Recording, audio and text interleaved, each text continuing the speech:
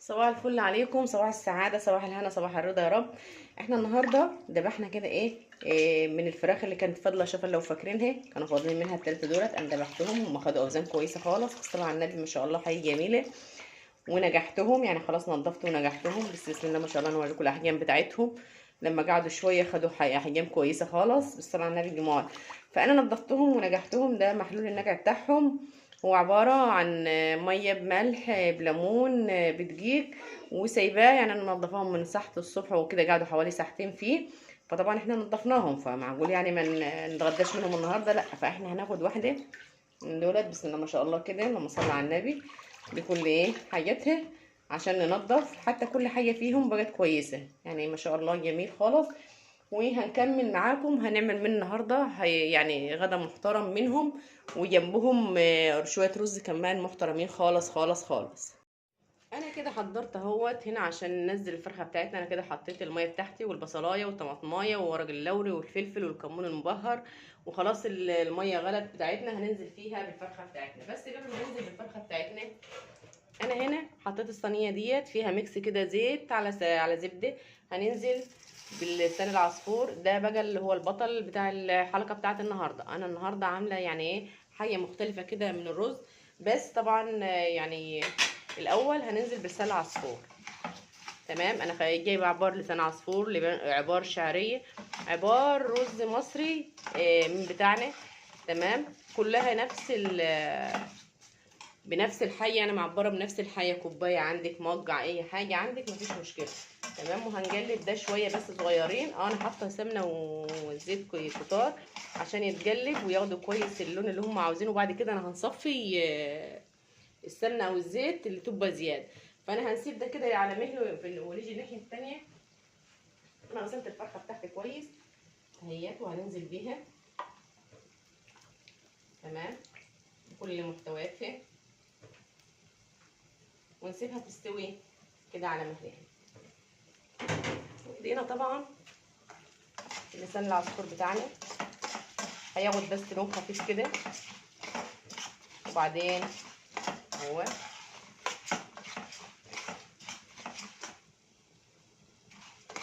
خلاص كده احنا هنغطي الفرخه بتاعتنا ونسيبها تاخد وتدي كده مع بعضها عشان تستوي، عشان ناخد من الشوربه بتاعتها.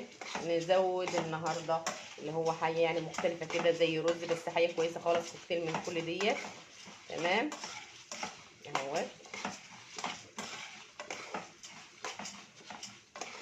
يعني هنسيبه يتحمر شويه كده. اللسان اهوت يعني لون معانا. هننزل عليه بالشعريه. بس احنا طبعا بنحط كل حاجه على حسب تسويتها، عشان مفيش حاجه تتفرج قبل حاجه. وهنفضل نقلب كده لما ياخد اللون المحترم بتاعنا، اللون الاصفر المحترم بتاعنا. هنفضل بس ايدينا فيه عشان مفيش حاجه تحمر وحاجه لا.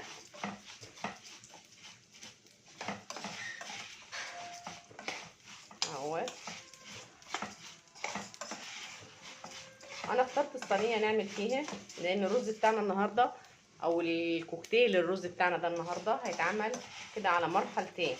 فديت انا اخترت ان انا نحمر الحاجات اللي هنحمرها الاول في حاجه واسعه، عشان يبقى التجليد فيها مريح اكتر من ان هي تكون حله مثلا او صينيه صغيره شويه. لا، انا اخترت حاجه واسعه عشان نعرف نجلد فيها براحتنا.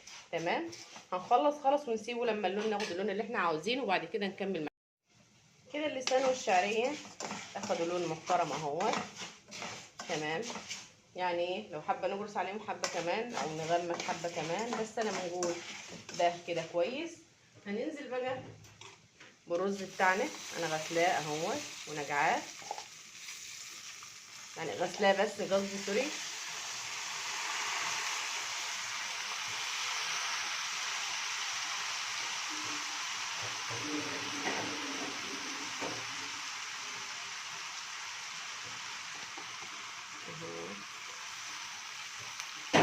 تمام. ونقلب كده.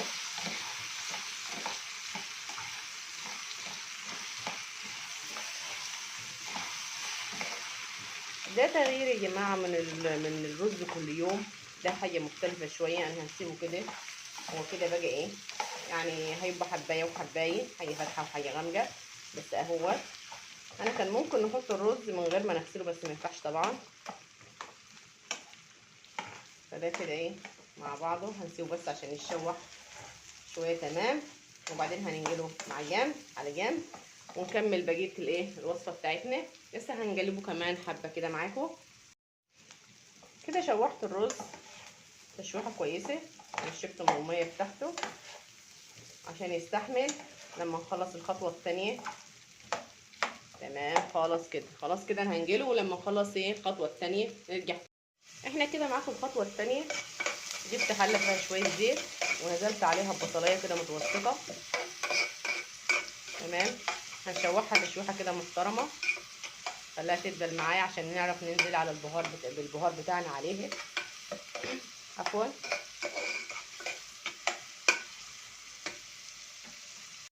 كده البصله بتاعتنا هي يعني احنا دبلناها كويس. تمام.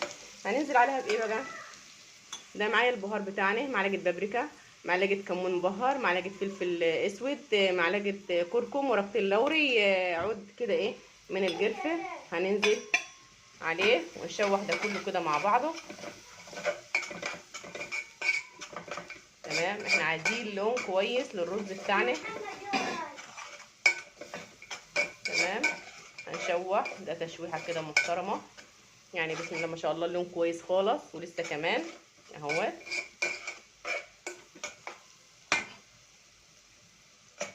نقلب عشان ريحه البهار كده تطلع وتتحمص كلها مع البصلايه.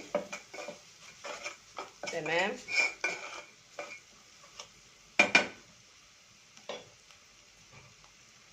خلصت كده تشويح البصلايه بتاعتي مع البهار بتاعي. تمام. هننزل بشويه طماطم، يعني 4 طماطميات كده ايه مضروبين في الخلاط. احنا ممكن نحط صلصه، بس انا بصراحه بنحب طعم الطماطم اكتر. تمام. اهيت. وهنسيبها كده مع بعضها تتصلص كويس، ونرجع نكمل معاك. كده معاكم الصلصه بتاعتي اتخلصت اهيت. هننزل بقى بالرز اللي احنا ركناه بقى لنا شويه اهو.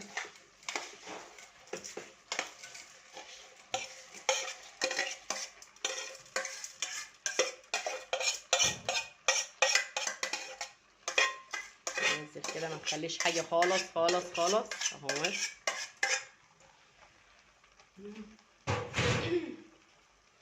ونقلب كده تقليبه محترمه مع بعضه. نعلي بس البوتاجاز شويه.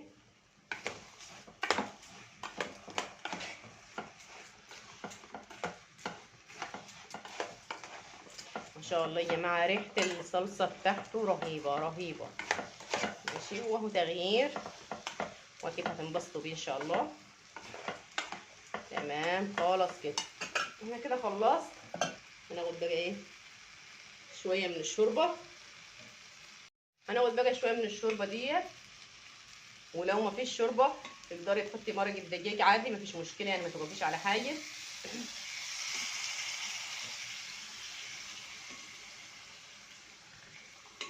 اهوت.